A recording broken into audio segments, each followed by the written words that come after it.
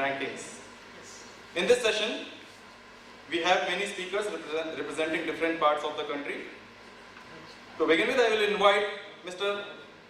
Tankeshwar Kumar, Vice Chancellor, Guru Jambheshwar University of Science and Technology, Hisar.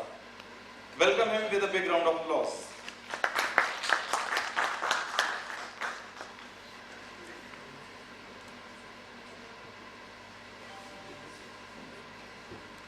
Mr. Prabhat Agrawal, Chairman, Esalen Institute of Technology, Faridabad. Welcome him with a big round of applause. Dr. H. Shivana, Vice Chancellor, University of Agriculture Sciences.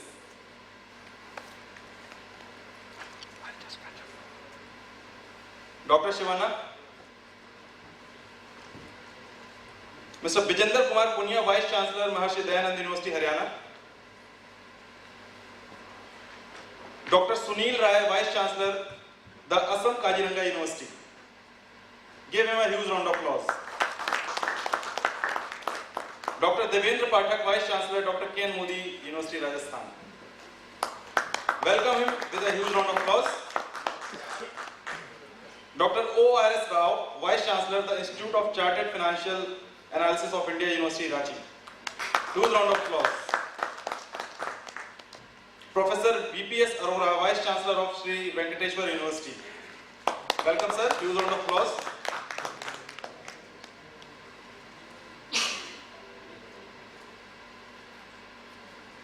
Since we are running behind the schedule, in this session,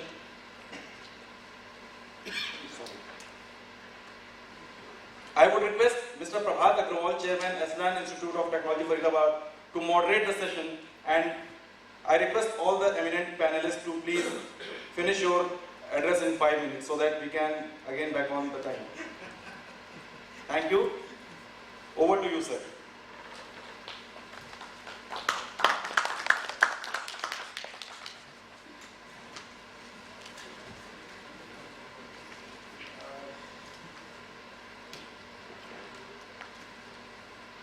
I didn't know that I'm going to be the one who's going to moderate this session. It's a surprise and a pleasant one, because with the dignitaries on this stage, it's my honor to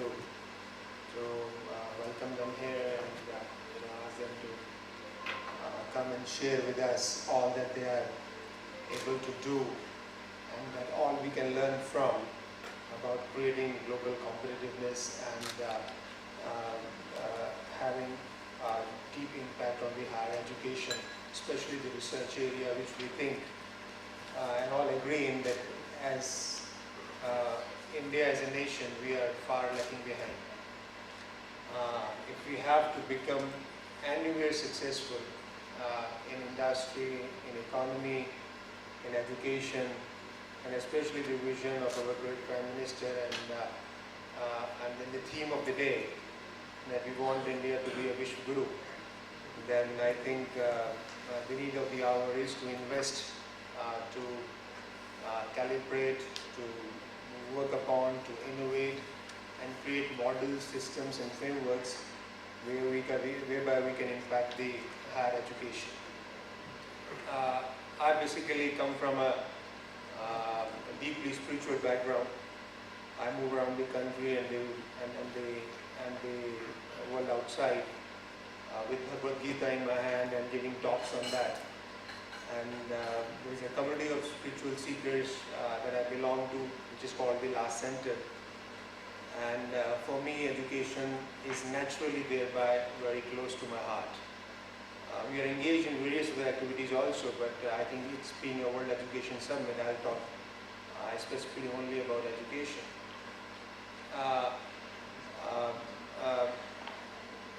Before I ask all the panelists, the great dignitaries over here on the stage to come up and share their ideas, I will say that in 2, 3, 5, 4 minutes, I won't take much long, because anyway, the program is delayed, highly delayed. So, for me as a spiritual seeker, what is constantly being in my thought is, what is this source of creativity? what is this intelligence? What is this within us which makes us take new leaps, which brings transformative and breakthrough solutions? Because what we are faced in 21st century is a crisis of enormous proportions. With the level of unskilled labor that we have in India, only 2% of Indians are skilled. And compared to that with the Scandinavian countries where it is more than 75%, I mean, we are way behind, way behind. And on top of that, talking about higher education and especially the research, which is the need of the hour, because we need creative, localized, transformative solutions which cannot be substituted anyway, because those solutions which we have already created and imported from the developed countries, I think may not be able to work for us in India, and we have to create local solutions for local problems that we have at hand in India.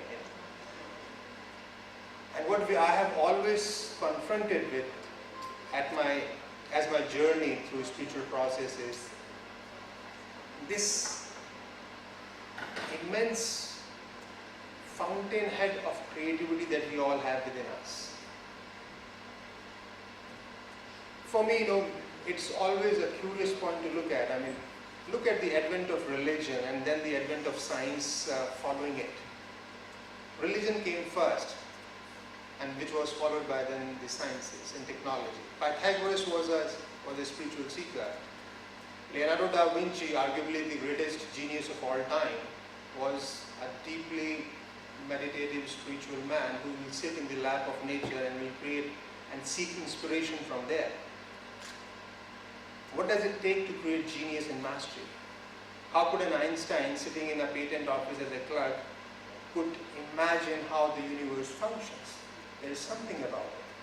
Something about these mediocre people or unknown people lost in the crowd, and they could create masterful solutions or masterful designs or have great insights about how the universe functions.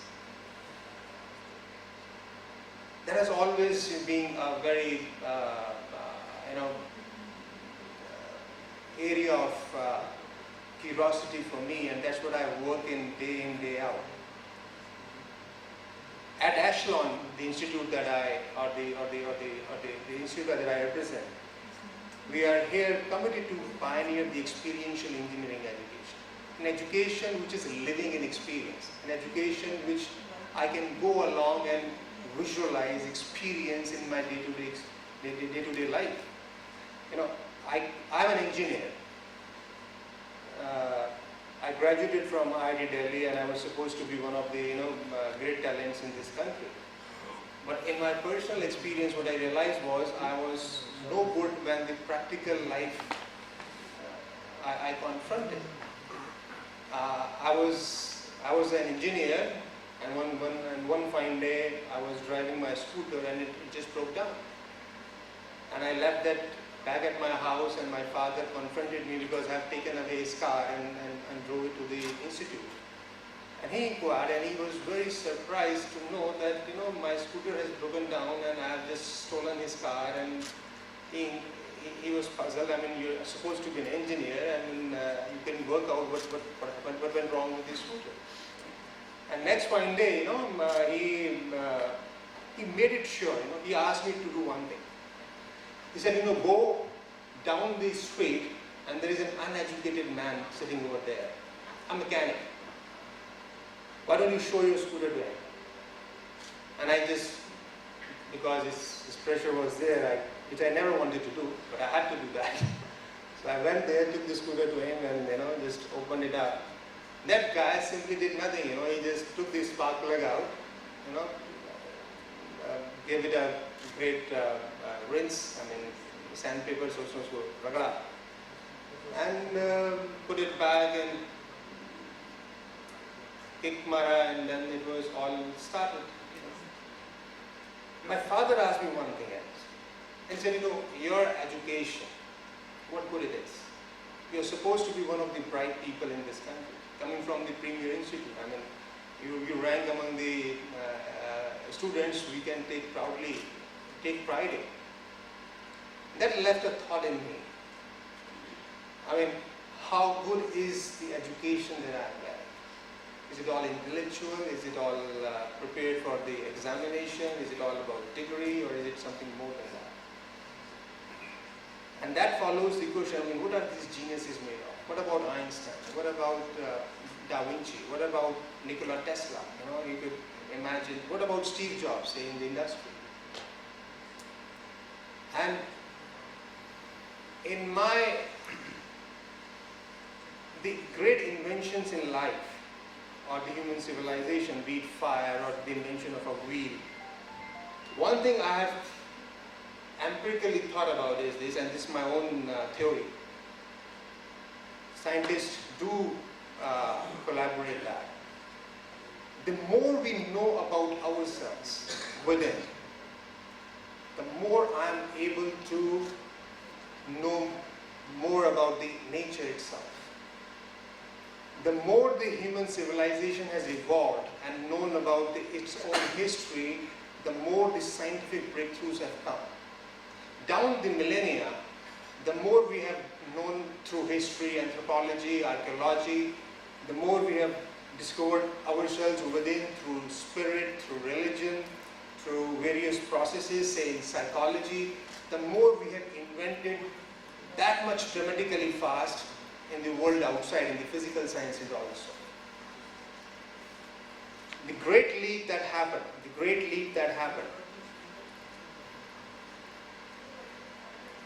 whereby this scientific breakthrough has happened, there's one thing that scientists call it, they call it self-reflective consciousness. If you look at the animals around, dolphins, chimpanzees are one of the most intelligent animals around. And scientists say one thing, you know, these animals have what they call a compassionate understanding of the life around.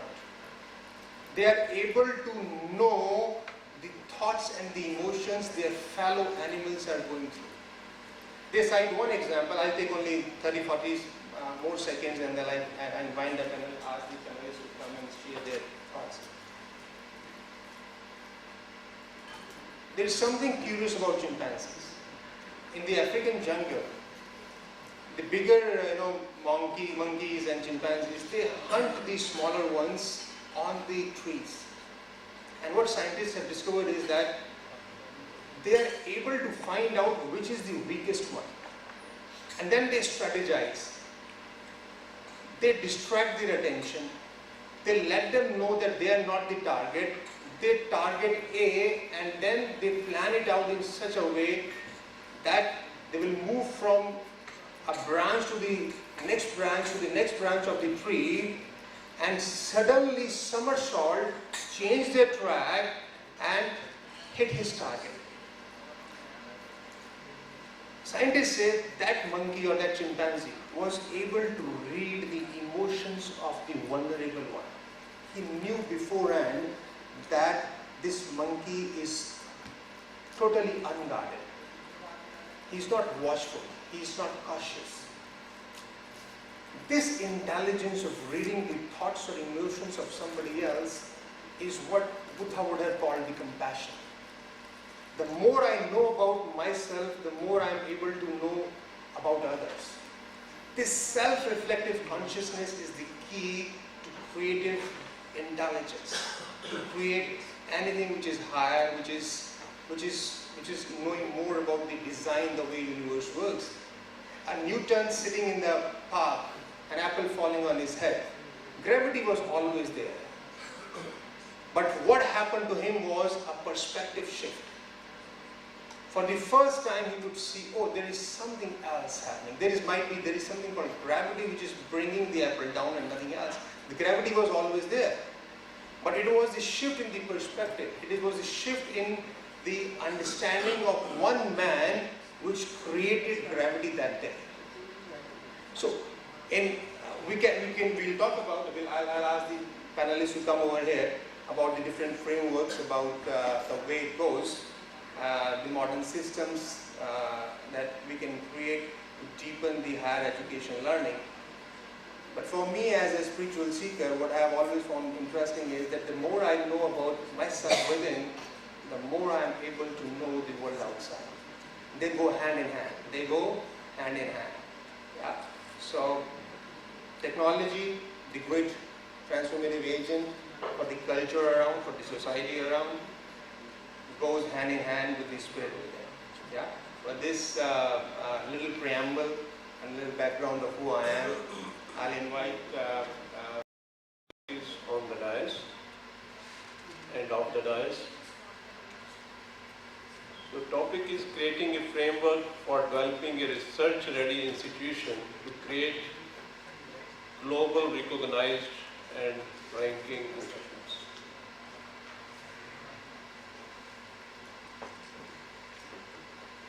First, we have to understand what is accreditation and ranking. Every institute goes the process of assessment, accreditation and ranking. We have different processes of ranking. Some education ranking websites are Top University, Times Higher Education, QS ranking. I will be talking about the few which are globally accepted ranking system, academic ranking of world universities, Times Higher Education World University Ranking, QS World University Ranking System. It is very important to understand how do they rank an institute. Where research is important, where the research component comes. So if you look at ARWU ranking system, they give weightage to prize awards like Nobel laureates, field medalists, and in the process you will find that institute like Indian Institute of Sciences, which is one of the topmost science institute of the country, it will find a place maybe around 400, and this gives very high quality, and this will give weightage to very high quality publication and influential research. That means the influence of the research, that is through the citation index which you can map. If you look at the various universities like Harvard, Stanford, these are MIT, University of California, Cambridge, Princeton, these are top ranked universities which you see as per the ARWU.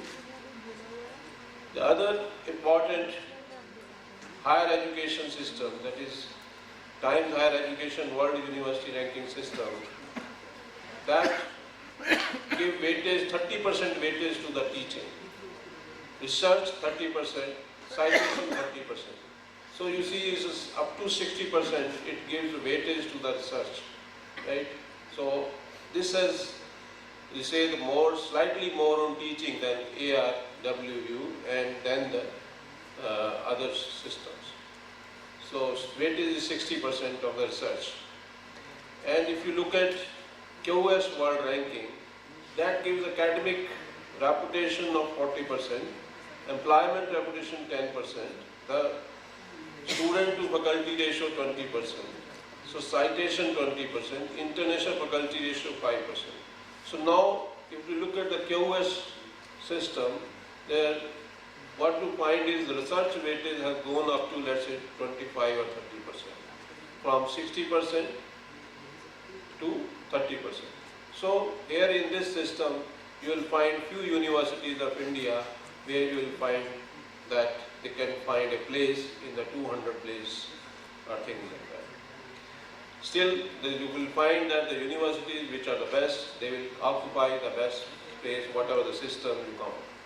So that is one of the index you map is the best you will always find on the best. So ranking significance is to improve the quality of education institution, and the existing ranking systems are helping, in fact, only the already highly ranked universities, because the students go for the universities which are top ranked. They look at the rank and then they apply for the university. If they find the admission in the better ranked university, they will go to that university. So students are really now bothering about the ranks of the university. And in the process, the government of India through MHRD this year has started the NIF. The Ministry of Human Resources started National Institutional Ranking Framework, and from this year they have introduced the ranking system for the colleges and the universities, and in fact in the April 2016 they declared the results. And this will be a continuous process, and it is a very good step because we have to first understand what is the importance of the ranking, and only then we can look for its competition with the global ranking. So how to create basically the research ready institution? We now understand what is the importance of research in if you want to be globally ranked institute. 60% weightage is up to the research, right? So how you can create a research ready institute? Research ready institute you cannot create unless you have the manpower. You have the relevant manpower for the purpose, and the facilities, and also the encouragement for the research. So these are the three things which you should have, that you should hire the best.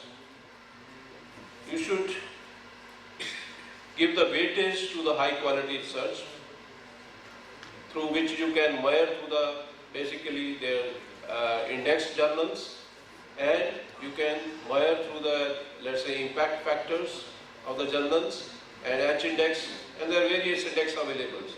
And you should not, I will say again that it should not be just based on the numbers, and you have to really see whether the work was the person which has come is because of the collaboration or the creativity, or let's say a person has some originality in himself or not. You can also hire eminent and outstanding scholars, hire superannuated professors, as warning the professor said that every institution in India has expiry date here. You should encourage the participation in conference and seminars, as you can only develop the vision only if you see the things happening. You can go from one place to another only if you attend the various conferences and seminars. So if you participate, you will learn the things, you will see how the work is going on, which kind of work is going on, and it may change your vision. So you have to give incentive to the people. You should give the incentive for raising the money through the grants, relaxation in the teaching and administrative workload. This is very important for, I'll say, the private institution. The private institutions hire the teachers, give the teaching job, and still they use it for all from 9 to 5 for their administrative jobs and so on. No time for the research. So that is very important, that we learn that remaining time of the teacher out of the 14 hours per week is for the research and or let's say developing the teaching skill of the teacher itself. So you have to know the talent list and congratulate them. That's again basically to encourage them. You should give them the research freedom, and you should have a belief in them that they are continuing. It's not necessary that the person, you will find that they don't output any paper or research paper in 6 months or 1 year. Right? You have to wait for it, or you have to just watch on what is doing or what is not doing. So basically developing an institution or research ready is all depends upon how you choose the manpower, and I say if you choose the right kind of manpower, the rest of the things he will himself will arrange and manage. And you should also encourage the collaborations, industrial collaborations, and we should also give startup grants, maybe let's say for the institution to build, let's say, entrepreneurial ecosystem from the scratch. You can also give startup grant for the incubation centers and so on. These are various things. It's a small thing which you can have. It's minor research project, innovative promotion, quality of research, and things like that. You know UGC. You can apply for PhD. And smart this project. And finally, you see that it's not that you live with just education for the development. You should look for the education for the society also, and you should do the research for the mankind. And this is the campus where they say that we should have the greenery of the campus maintained. Thank you very much.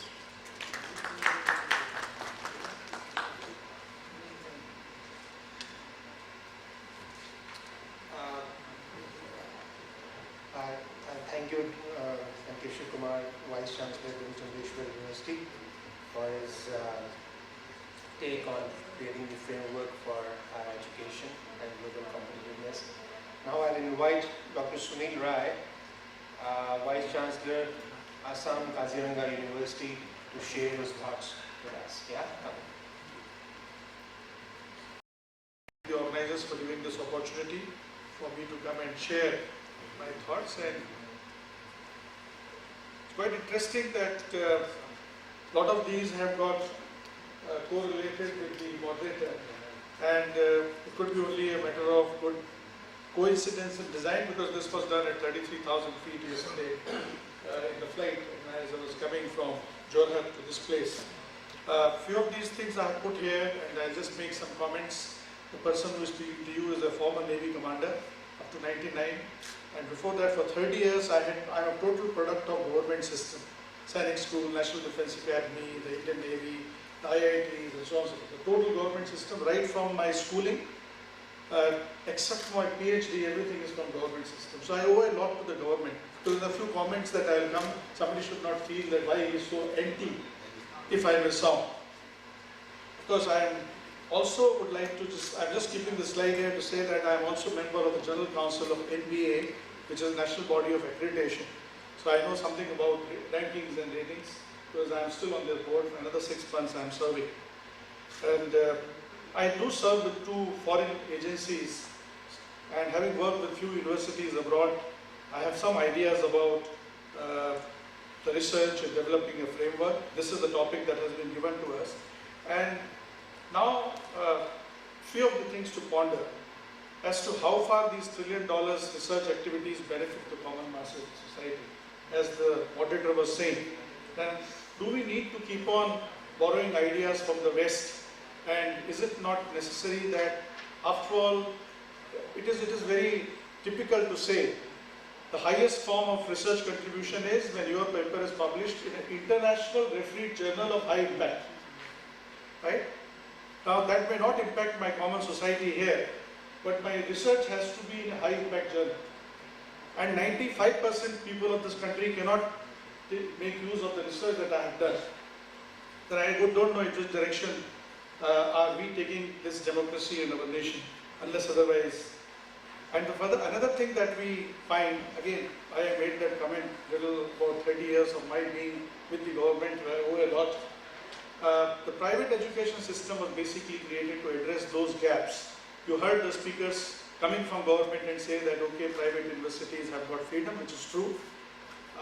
I want to start a new program, it takes me just half an hour. Just to call my board and tell 3 people that I'm going to do it, I'll take ex post facto sanction. In the next board meeting, I'll convene next week. It's as simple as that. I mean, somebody if I was a vice chancellor in government university, I know how long it would have taken me to do that. So basically, we were created to address those gaps which the system is not allowing our more elite senior partners from the government institutions to do, and contribute towards nation building. Now what happens as a result is, there are two IITs here, one from Delhi, one from Bombay, and we know it, that from all these great institutions, 95% of them go and serve somebody else and not this particular nation. Now who is serving the engineering requirements of this nation? It is the product of these private colleges. So who is doing the nation building more? It is not the public institutions, but it is the private institutions which are doing so. They are because they are by the society, for the society and of the society. But they are closer to the common people, the decision making is faster. There are a few of these constraints which have been amply elaborated by the speakers before lunch and immediately after lunch, the government policy. Now here we are talking about creating a framework for research. We also talked about creating more PhDs. We are highly deficient as far as PhDs are concerned. And then comes 4 days back, there is a regulation from UGC. You cannot be a guide if you are 59 years of age. And the guide has to be from the same university. Fortunately, they allowed co-guide. I am coming from a system, my PhD is from BITS Pilani. My guide was from State of University, New York, Albany. And my examiner was Dr. Phatak from IIT Bombay. I only had two faculty whom I met just 6 times from BITS Pilani. And I could be a PhD. Thank God, BITS Pilani doesn't have to follow the UGC system. Now just imagine where will the PhD scholars come from? Where will be the guides coming from? And then you say you can only guide 8 people. In any case, 8 is too much. So there is a government policy problem. There is lack of funds. Skilled people, as it has been talked about. So these are the few things that are required, as per me, for creating a research-ready institution. One is a research culture. So I've already made a statement that the majority of contribution is now coming from the private institutions. Private institutions are very highly placement-centric. Because people will join me at Kaziranga University only when they will get placed. People will not join me if 3 of my students' papers are published in high-impact international refereed journal. Doesn't make any difference. So therefore, we have all become placement-centric. The research culture of seeking, as you were saying, of inspection, of introspection, of curiosity, of innovation is all missing. So somehow we are chasing numbers, 4.5 lakhs, 5.5 lakhs, and so on and so forth, 100% placement. And then where's the research infrastructure? The private universities have to find land themselves, build the university themselves, staff salaries and all that, operate it themselves. Then where do you find that money to create a good microscope costs a crore? Now where do we get this equipment from? So there is a severe infrastructure problem, not that it's not available. Research infrastructure is available in this country. So fortunately for me, where I am located at Jorhat, Jorhat is in India, it's in Assam.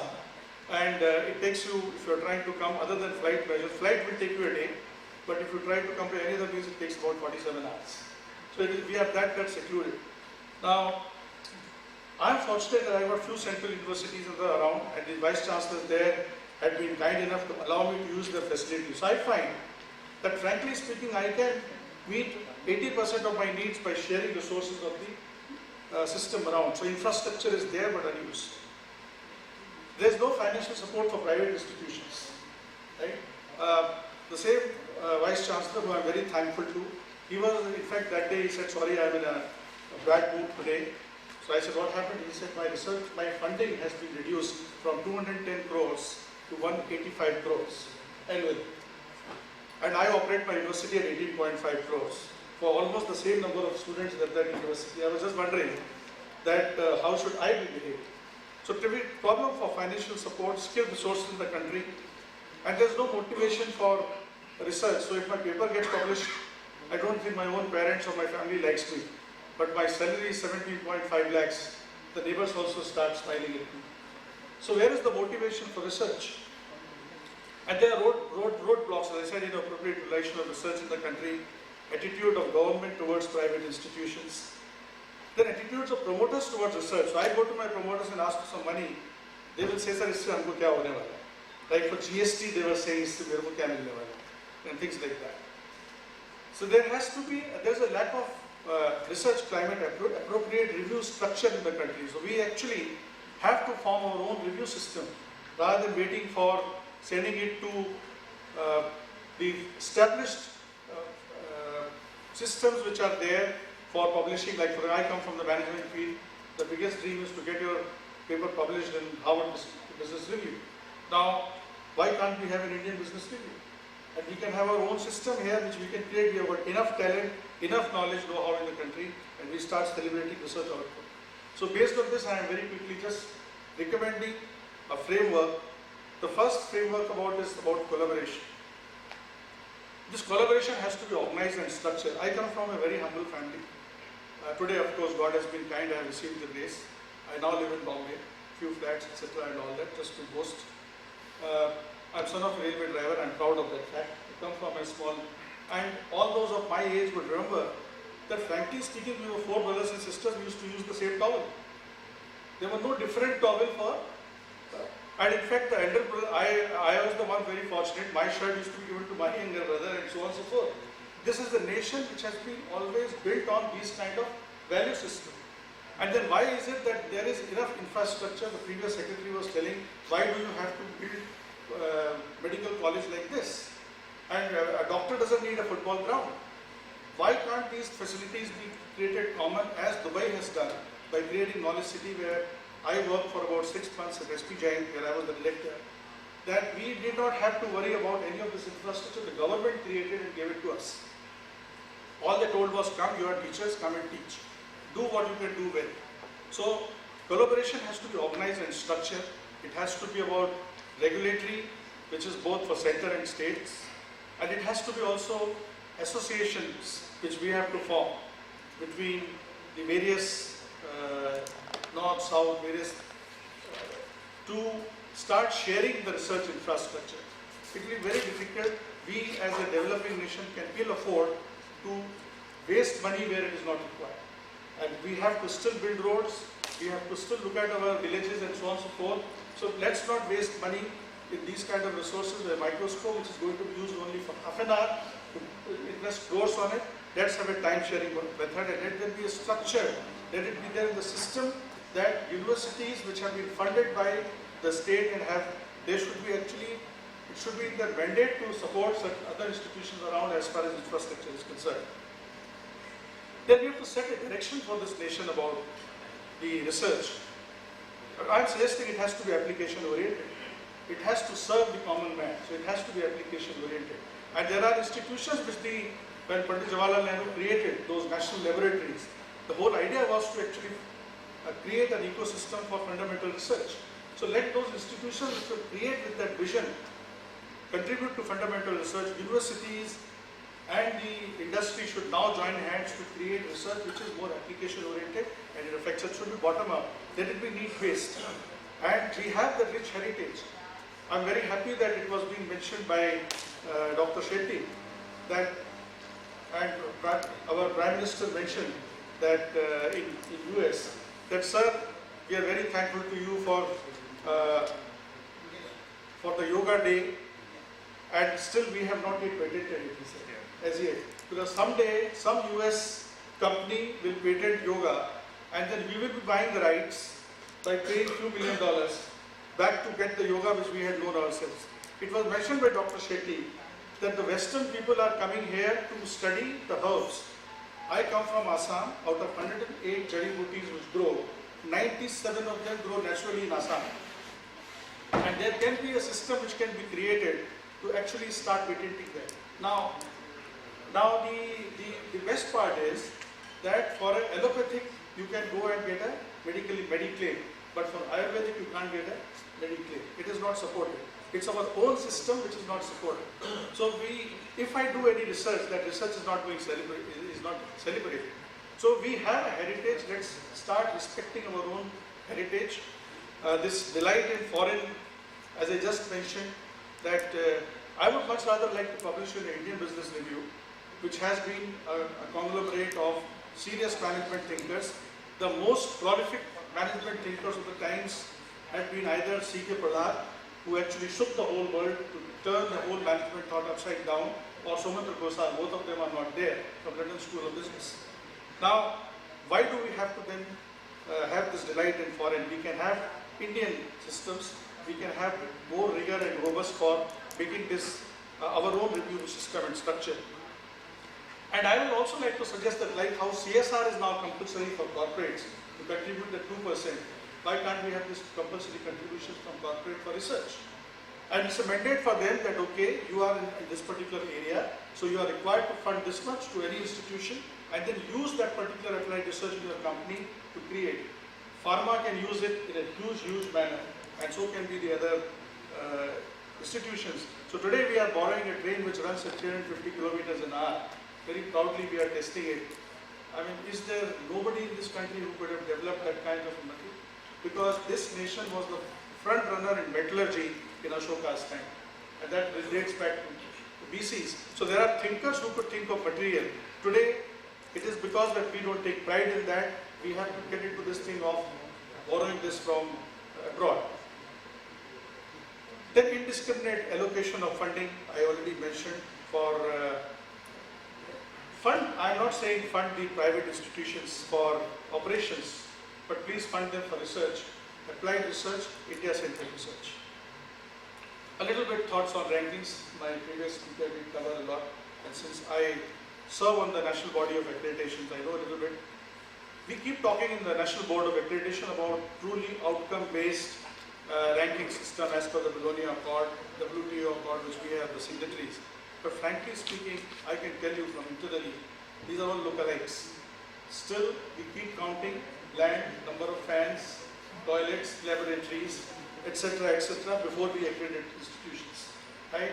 It is still not outcome-based. So it lacks intent. Let it be free from bodies. Now, I have been going through some exercise for the last 5 years. I have been a part of FICCI's system, which we are trying to form a higher education reform system. CII and AICTE have now formed a system which should actually be competing through National Body of Accreditation. Now, CII has actually asked me, they are the best suited people to rank institutions. So CII, FICCI and bodies like that, along with academicians, can actually form an independent NGO. So please free it from government and bureaucracy. Let there be an independent system to have this ranking and rating systems. And I've written a oh my God here because that for private it's a new institution that gets formed, and in Vice Chancellor's office actually the cellar at the behind is totally blank because there is no award that I have received. So like you have Filmfare Awards, you have Screen Awards, we also have formed a system, this magazine, that magazine, with respect to the DL is a very good magazine, thanks for them to get us here, right? So there are now small, as a matter of fact, if you open the internet, every day I get at least 10 mails where they say, if I send an advertisement of 2 lakhs, then I will get an excellence award in this or that. Like, in fact, I can choose that I'm trying to see the most excellent university in Northeast, or this side of Brahmaputra, or something like that, you know. So I can actually create categories and start getting awards and fill the cellar behind the Vice Chancellor's office. See, there are 7 awards that we have won, right?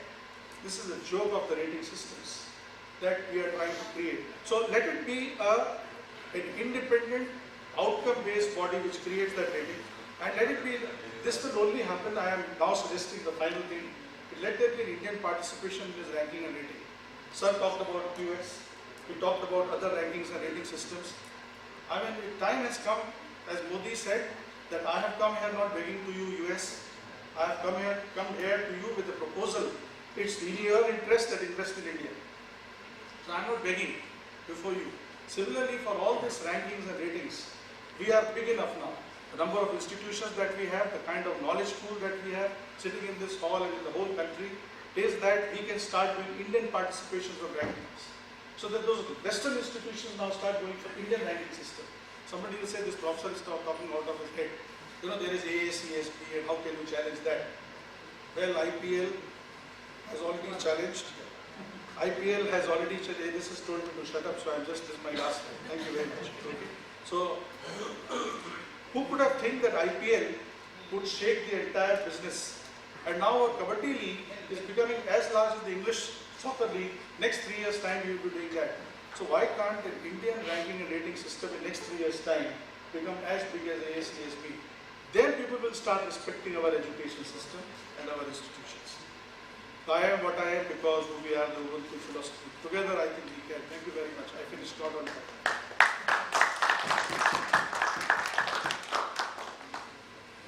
We can have a big round of applause for Dr. Sunil Rai.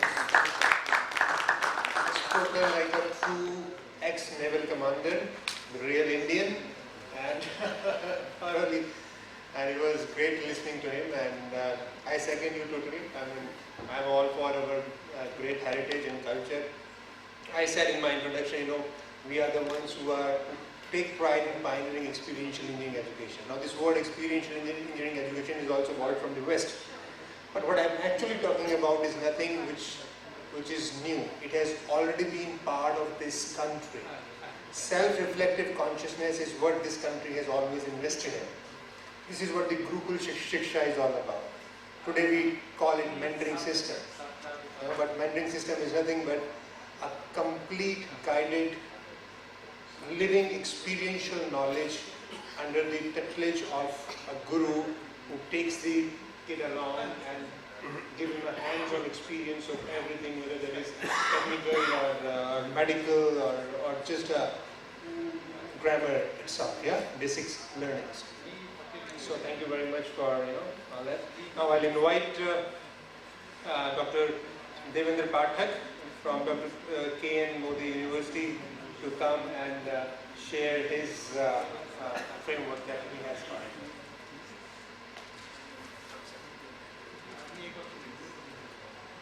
Very good evening to all of you. Honorable panelists on the dais, galaxy of graduate audience. Before actually I dwell upon, I will take a few minutes time to take you back and the existing scenario in our Indian education system. That how we are lacking the ranking, how we are lacking the research, because ranking is very much interrelated to the research. Indian education, frankly speaking, has been vociferously debated, discussed, and many papers have been presented right from beginning that how best our universities probably have not been able to catch up with the world quality and standard. The days were there with the Takshila and Nalanda. We were proud to be a world seat of learning, and people from different corners of the world, they used to come and they used to study here. Really, we need not have any ranking system. That ranking was probably all pervading. But then despite the presence of prestigious IITs, IIMs, that is compared to the standard and quality, we have been running down and running far behind many of this time. All of our colleagues, they have discussed about the QS World University Ranking. There are only two institutes, as everybody knows, that Indian Institute of Science, Bangalore, with 147th rank, and Indian Institute of Delhi, with 179 rank. So in 100 also, none of our university who are claiming to be so big and doing so much of research work, what can be the reason? If you ponder from 70 onwards, the IIM Ahmedabad, IIT Kharagpur, all those universities came only prior to that 1970. And when you take the third position, which is after, say, within 400, the IIT Bombay, then the next is IIT Madras, and then IIT Kharagpur, and then IIT Roorkee. These are the 7 universities which finally they are ranked in the 400 by QS World University Ranking. So this such sorry a state of affairs. Really, we have been losing ground year after year. So what can be the reason? What all we are doing is a really common introduction to all the conscious custodians of higher education like us, that whether we have made introspection, where we are lacking, because we have now, our colleagues, they have given so many items and agendas, really where in that front where we are very much lacking, and we will have to work out some solution. Now as today, almost 770 universities are there in India. Every day, probably every month, a few universities are being added. That is the base of expansion. And many efforts have been made.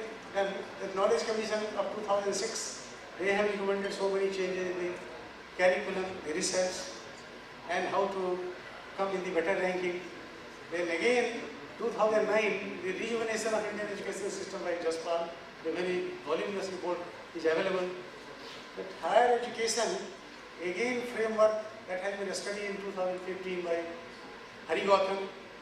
And 2016, AICT also has come out with their studies on what lies or what actually is the problem in the Indian education system. And latest the report of the T.R. Subramaniam, which throws light and he advocates the new education policy which is likely to be adopted by the Ministry of Human Resources Development. When a Sprout, who is the chairman of QS World University Ranking, he says that India with all potentialities, how come that India probably is not able to make out? There are these two major components of the ranking. Our colleague has very rightly told that none of our Indians probably they are there in the panel. And the major component is that how many international faculty you are having in your institute or in your university. And number two, what is the percentage of international students? In 2015, hardly 30,000 students from all over the globe were studying in India in different universities in whole of India. Then how can you expect that you will be getting so many numbers? And there only our number actually, our rank, it slips.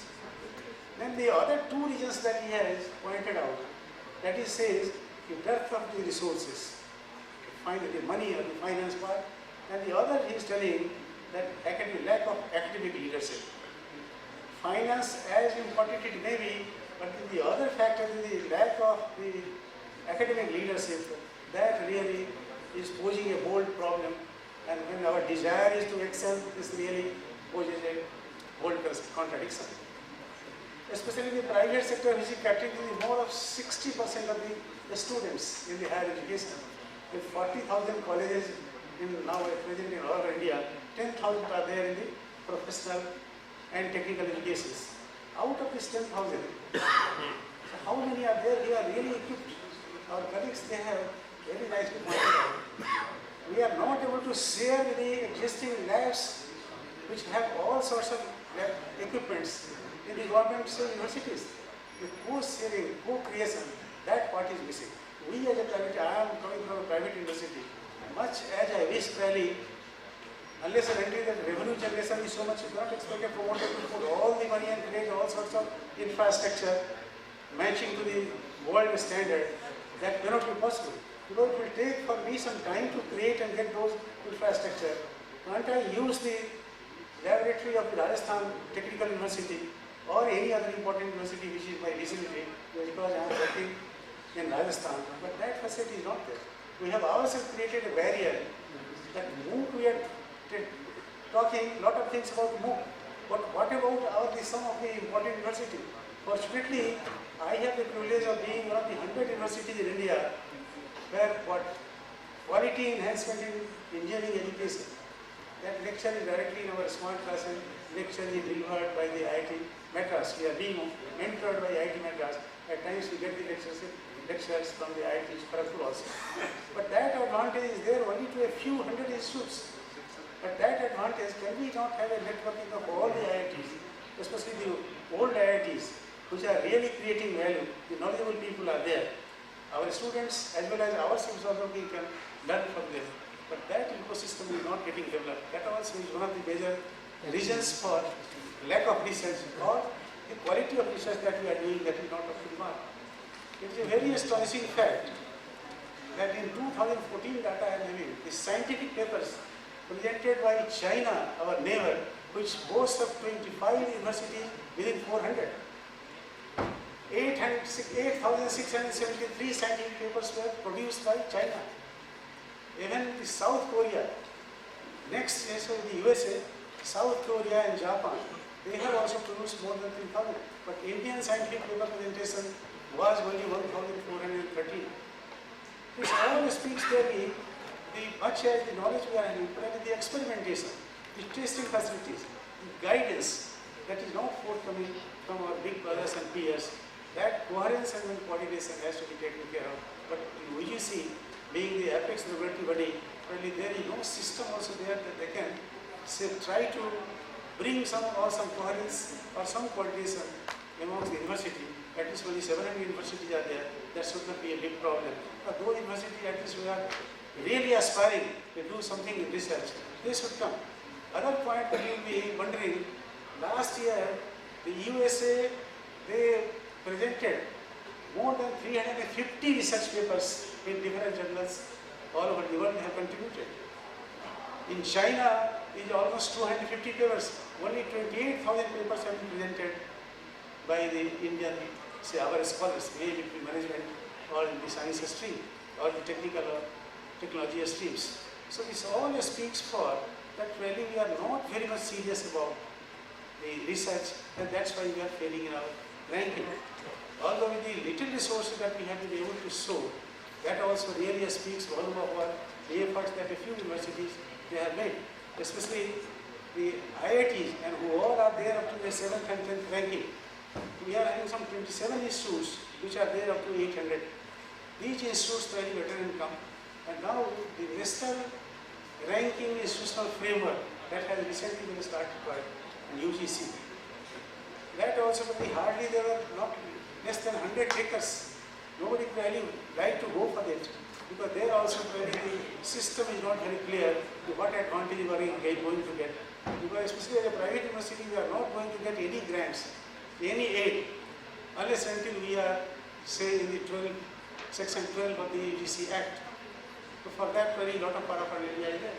So what I really advocate and what I really appeal, that those regulatory bodies, they should come forward and they should really make a framework, and they should supplement, complement, even the financing if they can support, or if not, at least they can prepare a ground in some other, say, labs and testing laboratories. We probably in the private university, we have coordinated with the private labs. Our chemistry department, we have coordinated with some of the labs which are set up in the private sector in Rajasthan and some other places. Thereby we are trying to utilize and whatever tests that we have to conduct, that we are going there and paying the fees and we are conducting it. So if these facilities probably are given, definitely our ranking definitely will improve. First of all, as a private university, I feel really in our own ranking, in our NAC really, if we are able to secure A grade, in NIRF we are able to secure good ranking, really we will be doing justice, and that will be probably leading to the getting to that is the world ranking by the Time Higher Education ranking or previous ranking, and so many other rankings are there. The parameters that really they have laid down, that was very comprehensive, and all the parameters we have been trying to really fit in ourselves at where we stand. But we have seen that in many parameters really we cannot afford and we cannot come up to that expectation. That's why really our position will remain weaker unless until that a system or an ecosystem is developed where these things are supplemented. But I feel really the progress that we have been making all these days, we are progressing, and in the days to come, definitely most of the emerging universities, they definitely will be showing better results, and they will definitely come in the ranking framework, and even they will figure the world ranking. Thank you.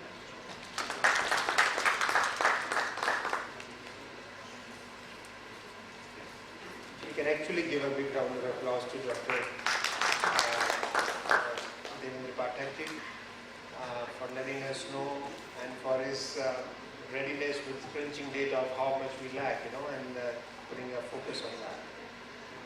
Now I'll invite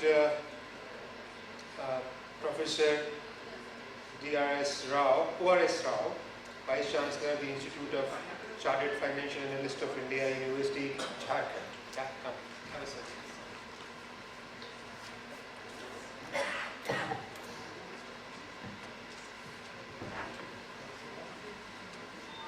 Respected co-panelists, ladies and gentlemen, very good evening to you. A very tiresome day.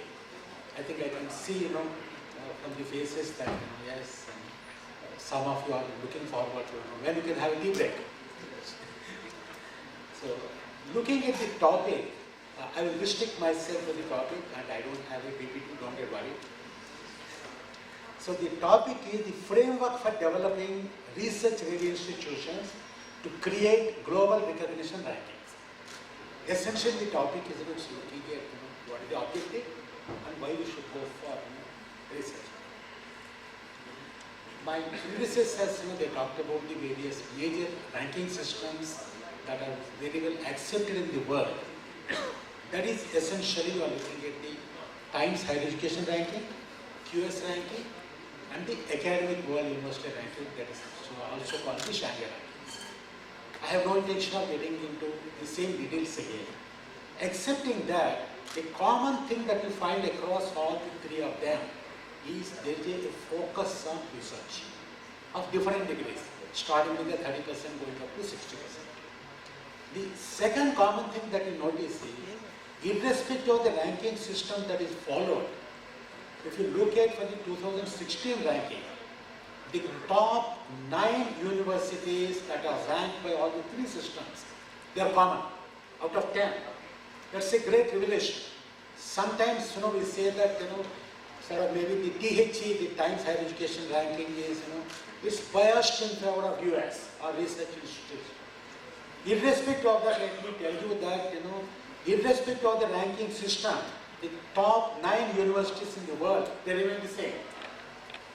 What it shows is all these universities, they have been in existence much before the ranking systems came. And these universities, they have been world renowned, and without doubt, they have produced a lot of intellectual wealth.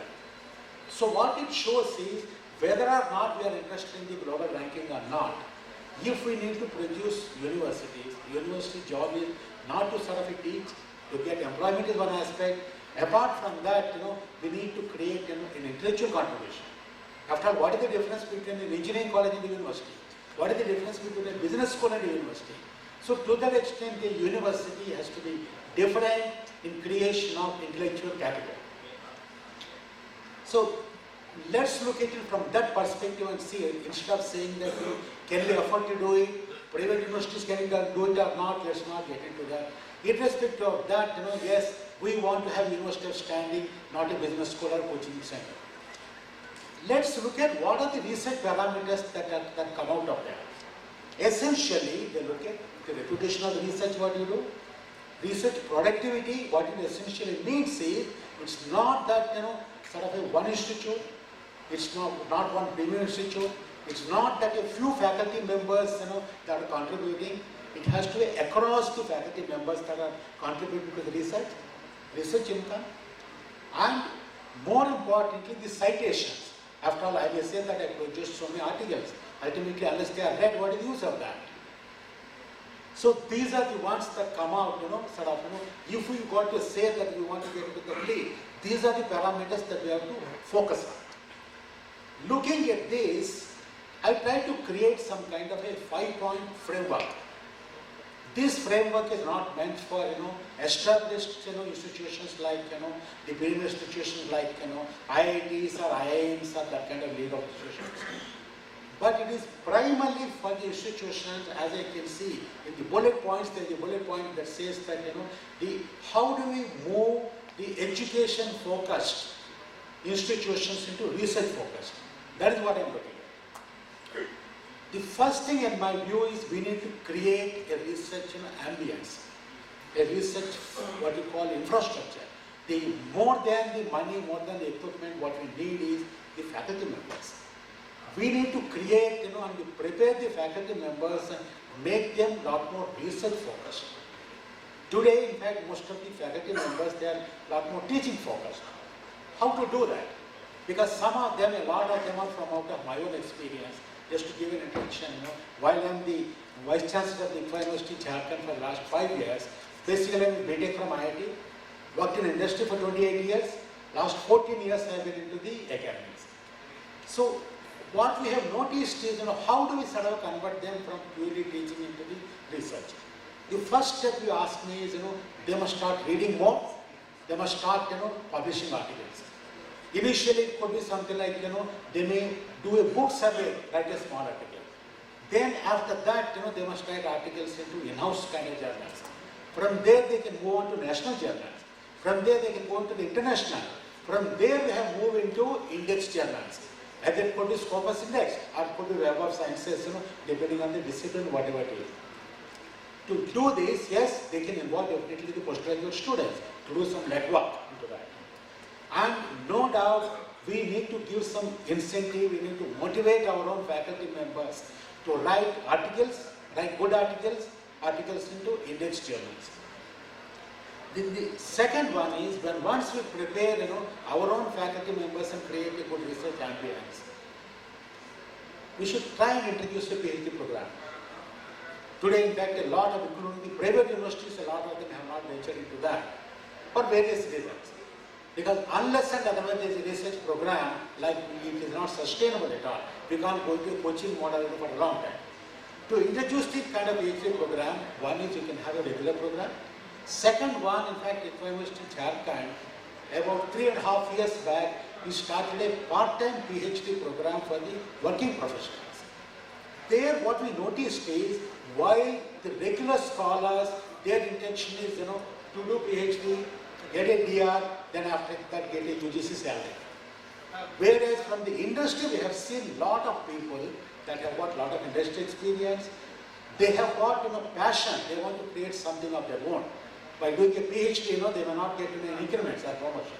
In fact, what we noticed is, from our scholars, more than 70% of the scholars that we attracted, they are all from industry, from the diverse sectors, from companies like IBM, Cognizant, Infosys, TCS, starting with that, multinational banks, then going to lawyers, doctors. So these are the people that want to create something. Maybe I think what all they need is a platform to create something, because they can leave a job and start a PhD. So we noticed that, in fact, the first 3 PhDs were given. The first PhD was given to somebody that has been working with Microsoft. A very busy man and director there.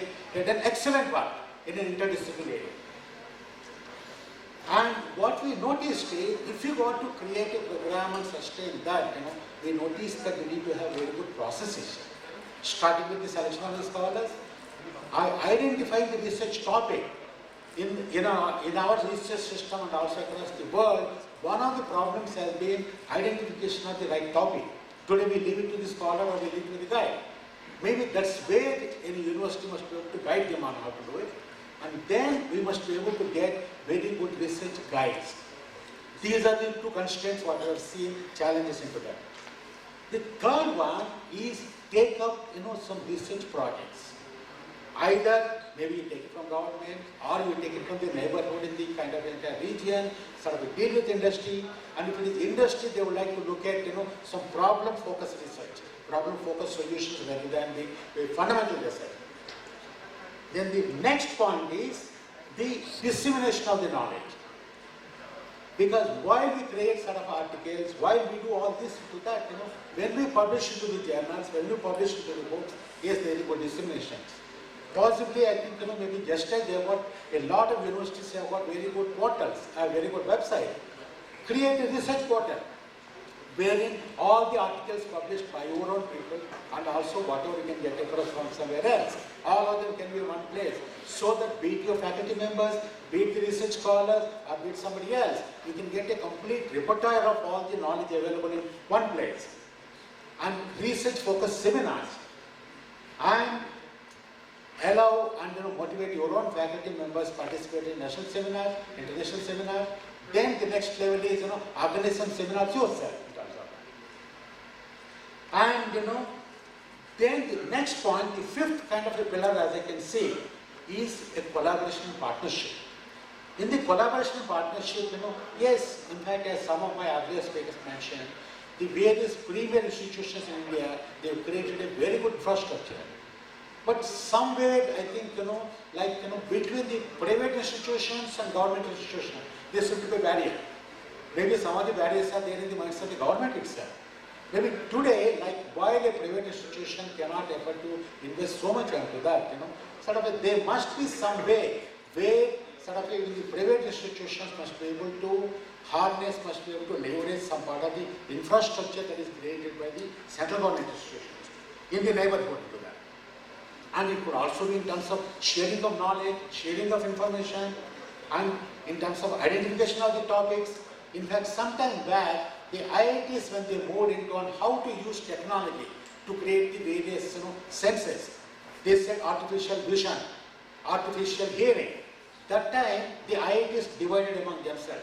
They said something like Madras will go on to vision, Mumbai will go on to hearing. Similarly, here, if there is a possibility, if you can sort of take the entire research topics, at least some domains, if you are in a position to distribute among, that can go a long way.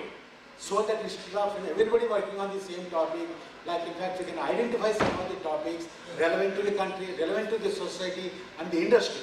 Some of them we can take up and do it, rather than leaving it to a scholar or leaving it to only the guide. Then the other, collaboration or partnership is with the industry. With the industry, maybe, today, in fact, one of the problems of the education system has been the relationship and the cohesion between the industry and the education has been lacking. That could be an area where we need to identify what are the industry problems and try and address them. I'm happy to share with you that some of the IITs have attempted doing that. NITs have done that, including in fact IIT Madras, my alma mater. They work very closely with the automotive industry there, close by, and they work to research on the problems of the industry. And in that process, that is the only way that we can get funding from the industry. And similarly, exchange of some people from the industry into the sort of education system. That is the way that we can try and understand both the worlds. In the last 5 years, China has gone leapfrog as far as research is concerned, including in the world rankings, where they were nowhere about 5 years back. If China could do it, why can't we? We say that we have got the legacy of Takshashila, we got the Takshashila Nalanda, with all that kind of a distinct heritage that we have, can't we do that? They got the English speaking, we got a much better education system, we can do that. As I keep telling my PhD scholars, PhD, it stands for P for passion, H for hard work, D for determination. As long as, in fact, normally we say it is Doctor of Philosophy, it's not PhD.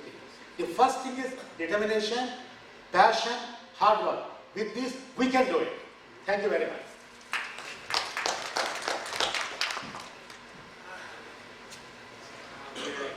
I've got the note, we are actually getting a little late, and therefore there will be no question answers from the public for this panel.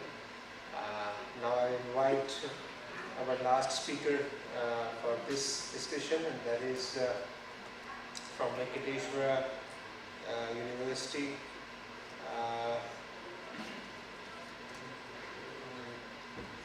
I just lost her name. Let me just introduce you properly, sir. So, VPS Arora ji, Vice Chancellor, Sri Venkateshwara University. Let's give them a big round of applause and welcome.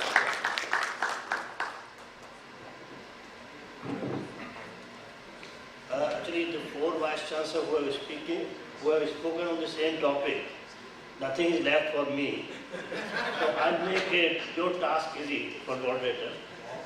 First, I skip the PPT, I don't make presentation, which I have prepared for it. I'll say only 4 or 5 points. The issue is how to create institution which earn its international recognition and ranking. Research is the key. The parameter which is important, vital in almost all types of recognition ranking an institution earns nationally or globally. How to motivate that? As my fellow panelists have already mentioned, research comes from the soch. I'm not saying only the people coming from outside are the scholars. Within the country we have the scholars who can give better leadership to the department. They should be given the autonomy and freedom to select their own team. The leaders, promoters should also take care of not only the tummies, that they get enough food, but also they get enough time. Because if they are bothered with teaching and admission. Sri Venkateshwara University.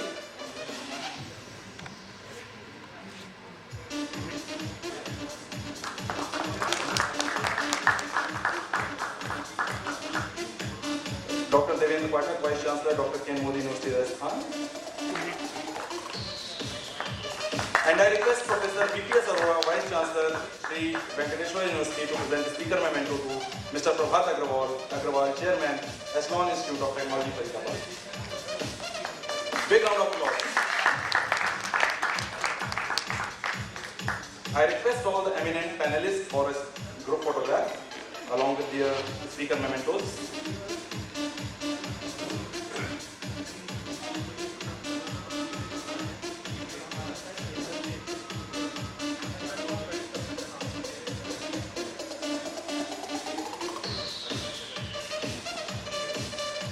Thank you everyone.